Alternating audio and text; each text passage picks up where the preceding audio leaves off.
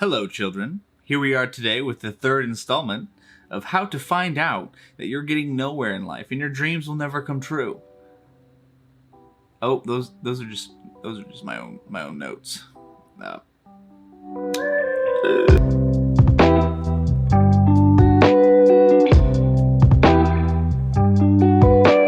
Today we're going over the invigorating conversation about Jesus and politics. I know, the most sought after conversations on YouTube here. That's what we do here on this channel. Only what the people want. And I know for certain no one asked for this video. More questions no one wanted answered. And I just wanted to know, why are Christians so manipulated by politics nowadays? Let me ask, okay? You've seen it. I've seen it. We've all seen it. We all know this person. We all know one person. Guaranteed that you've scrolled on social media and gone, whew, they have swallowed the lib pill or the repub pill whole. Like they swallowed this pill faster than Jeffrey Epstein could hang himself. So you got this person in your head, right? And you're thinking, it's impossible for me to also be that person, right? Well, as the constant bearer of great news, I've come to tell you today that you're also probably just as manipulated as that individual that you've conjured up. John, you mean to tell me that I'm just as manipulated as my Uncle Chuck, who's got a MAGA hat hanging over the mantle right up next to his Republican shrine that he kisses every morning? You see, because everybody who's a Christian, that you can't be a Christian and a liberal, it's impossible. Two things as a Christian that you need to be concerned about are abortion and gay marriage. And that is it. Yep. What? You're saying me? You're saying I'm more manipulated than my cousin Cheryl, who just finished her first World 101 history course? And is now preaching from the Communist Manifesto after she just read the introductory paragraph? Donald J. Trump is now President of the United States. President Obama is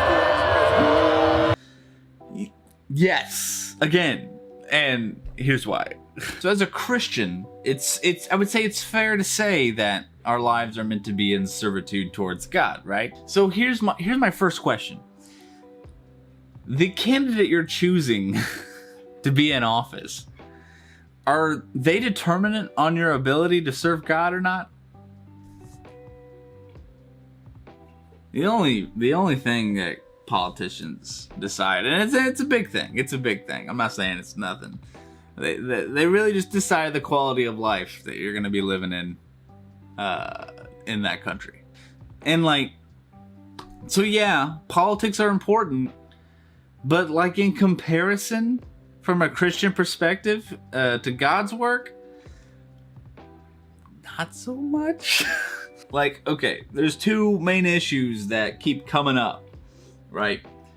That, my glasses are very dirty. So, there's two main issues that keep coming up in the Christian politics realm of things. You could say they are gay marriage and abortion, right? And those two reasons are, as that lovely individual put it, abortion and gay marriage. The main reasons why many Christians are shilling out for the Republican Party. All right, you ready to solve gay marriage in one sentence? How did Jesus treat the woman who was caught in adultery?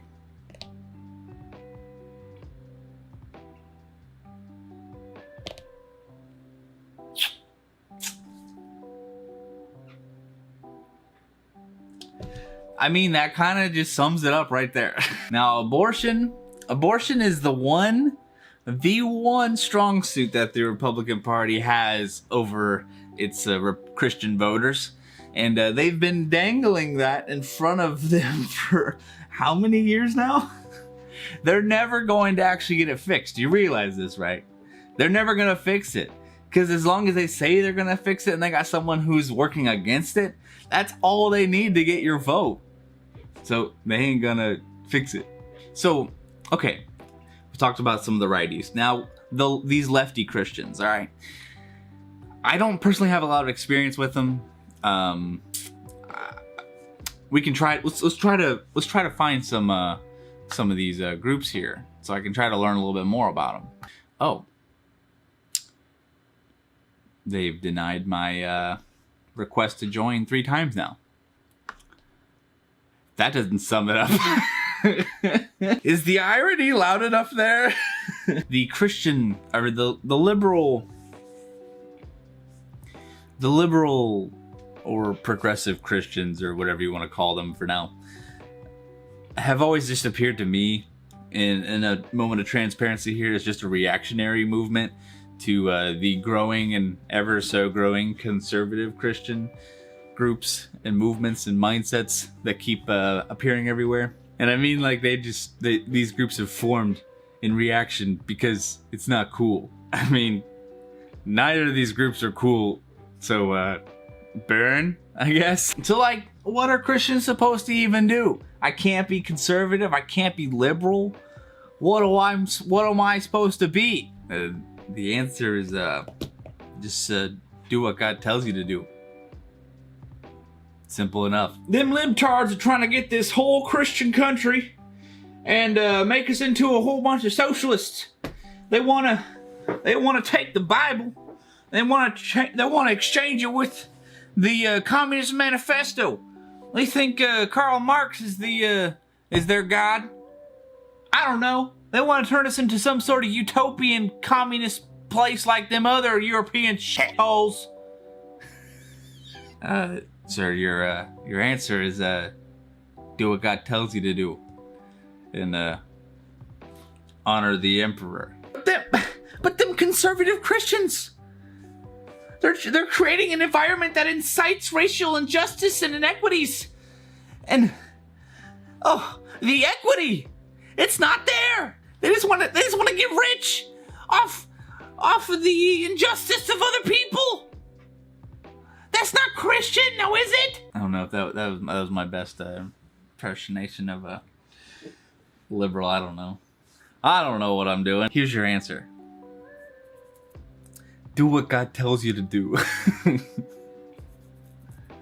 Love God and your neighbor as you would love yourself. Is that hard? I don't know. The government's trying to tell me to do something that goes against what God says. Okay, well, I find that very unlikely. Do what God says to do, and obey God rather than men. Okay. Have you picked up on my point that I'm trying to make yet? Has it become apparent what I'm trying to say? Being a conservative Christian or a progressive Christian is limiting the term Christian itself, because you have to preface Christian with a word to define what that Christian means. So if you're saying conservative Christian, you are saying I am Christian, but only in a conservative sense. You're limiting God with defining yourself as a conservative Christian, or a progressive Christian for that matter. You're placing your fear in a candidate for office. You're supposed to fear God, right? And that's not saying you're scared of him, but you're scared of what life would be like without him. So, if you're a conservative Christian, you're scared of what life would be like without a conservative Republican candidate and God. Now, how limiting is that? If you're a progressive Christian, you're scared. You're fearful of what life would be like without a progressive or liberal or Democrat candidate in office. Hello? You're placing your fear somewhere other than God. That's almost like idolatry. Do you not see this? We're making the connection between worshiping false idols, aka Lord Emperor Trump, or almighty, all-well-being Biden here. Hello? It's like they almost blatantly say it all. You've probably seen the memes they share. I'm so scared of what this country's gonna become if blah blah blah gets in office. That's why I vote for blah blah blah, because I'm a God-fearing Christian. Where does that come into play? Where does the God-fearing Christian come into play of being fearful of some other political candidate? So I'm going to vote for this political candidate because I fear... No! You fear your candidate. You don't fear God.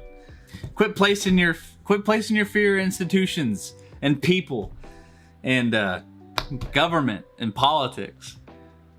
Your fear only supposed to go to God. So I don't know. I'm too scared. I don't know. Okay.